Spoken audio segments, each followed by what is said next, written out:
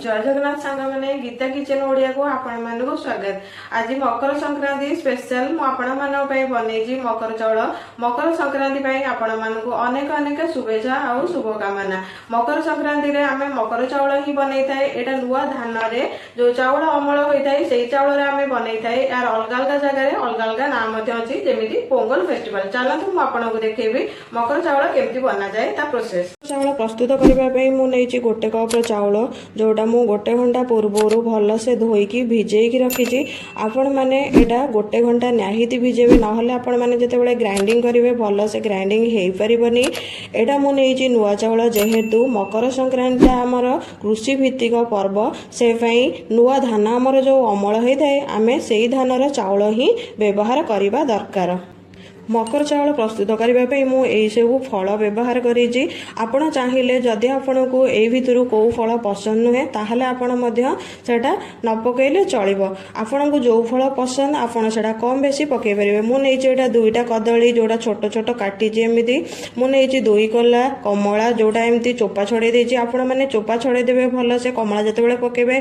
एटा गोटे फलर नड़िया नहीं गोटे फलर डालिंब नहीं आ गोटे फल सेव नहीं एमि छोट छोट काटी आउ नहीं 6टा अंगूर नहीं एमती सेटा छोट साइज रे काटी काजू अल्प किछि आउ किशमिश अल्प किछि। चलतु एबे आपन को देखैबी आमे मकर चाउल केमिति प्रस्तुत करिबा। मकर चाउल प्रस्तुत करने आम प्रथमे चाउल को खद खदड़िया ग्राइंडिंग करवा। आपण मैंने जो ग्राइंडिंग कर पानी जमारू देकी ग्राइंडिंग करेंगे क्षीर अल्प किछि देकी ग्राइंडिंग करेंगे ताहले मकर चाउलटा स्वादिष्ट बनिब आ बहुत भल लागिबो। एबे देखंतु मु चाउलटा ग्राइंडिंग करि नै आसी। आपण मैंने जो ग्राइंडिंग करेंगे एटा एमिति खद खदड़िया हाथ को लागुथिबा दरकार ताहले मकर चाउल प्रस्तुतटा बहुत भल आसीबो।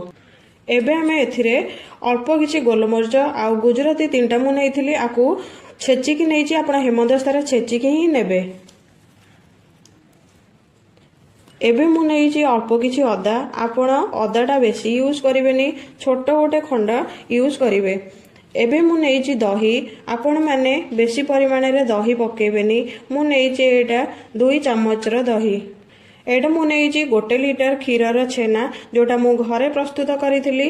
आपण चाहिए मध्य छेना बाहर किणिकी आनी परिबे किंतु घरे जदि प्रस्तुत करूचंदी बहुत भल बनी थाए। आ जेहेतु आमे ठाकुर को भोग लगौचे आपण माने जदि घरे छेना तैयारी करंती ताहले बहुत भल ठाकुर पाखे भोग लगेले।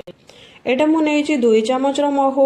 आपण महूटा 2 चम्मच कि 1 चम्मच ही व्यवहार करेंगे जेहेतु आमे ठाकुर को भोग लगेबा से पई आमे महूटा व्यवहार करवा निहाती दरकार। आउ मकर चाउलटा बहुत मध्य भल टेस्ट बनिबो।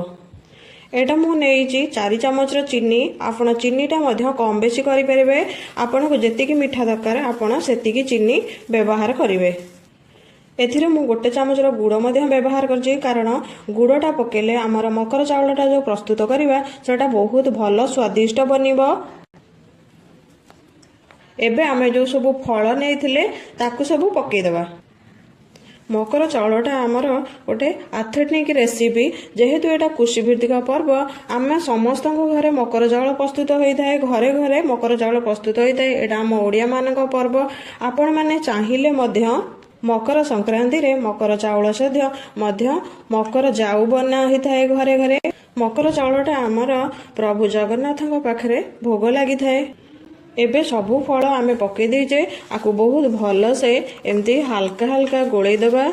आपण टोटाली आकु चकड़ी चकड़ी गोलेबेनी। चकड़ी चकड़ी जदि आपण माने गोलेबे ताहले आपण जो फल पकेइछंदी सेटा पूरा ता देहरे चकड़ी हेइ जिवो आउ भल लागिबनी।